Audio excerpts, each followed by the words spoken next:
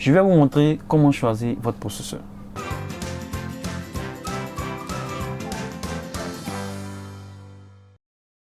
Bienvenue à votre rendez-vous du vendredi. Comme vous le savez, depuis un moment, nous avons déjà entamé une série, notamment comment monter votre propre config, votre setup. Voilà. Précédemment, nous avons eu à parler déjà du choix de l'alimentation, voilà, qui a suscité vraiment beaucoup d'interactions au niveau de cette première vidéo pour ce choix.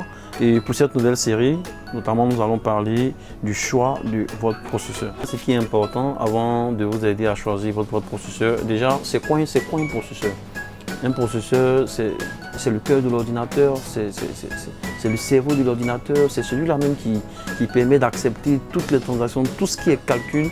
Je pense que tout est centralisé au niveau du processeur. Donc c'est un peu le cœur de l'ordinateur. Nous avons deux grandes familles de processeurs, notamment les deux grands constructeurs qui se partagent la part de gâteau sur ce marché, c'est AMD et Intel. De part et d'autre, chaque fabricant met à la disposition du grand public des processeurs d'entrée de gamme, milieu de gamme et puis haut de gamme.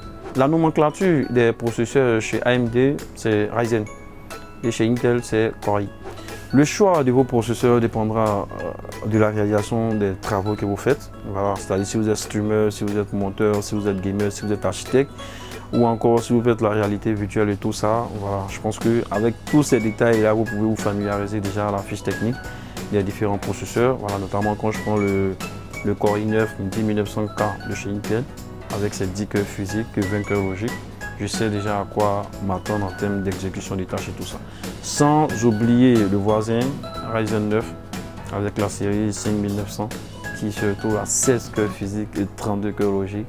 Voilà, je me dis que c'est pas une mince affaire. Voilà, donc c'est toutes ces astuces-là qui doivent me permettre de choisir vraiment le processeur adéquat. Donc ce qu'on retient, tout est vraiment une question de budget. Si vous n'avez pas vraiment le budget nécessaire, vous pouvez juste rétrograder, vous pouvez vous retrouver en i7 10e ou i5 10e.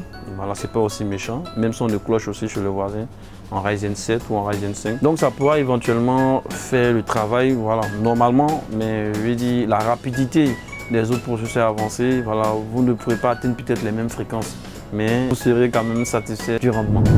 Une fois le processeur choisi, il va falloir trouver la 4000. Comment choisir la 4000 qui va avec? Dans la prochaine vidéo. À très bientôt.